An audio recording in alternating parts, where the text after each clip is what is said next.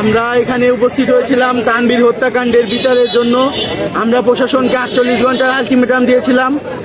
তারা মাত্র 3 জন আসামিকে ধরেছে, আরো যে বাকি আসামিগুলো রয়েছে আমরা চাই অতি দ্রুত প্রশাসন তাদেরকে আইনের আওতায় আনুক।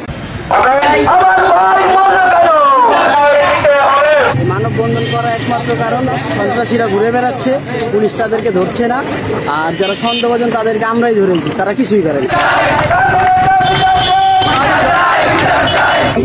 আমি চাই আমার ছেলের হত্যাকারীর ফাঁসি, আমার ছেলেকে যে এইভাবে খুন করছে আমি তার ফাঁসি চাই।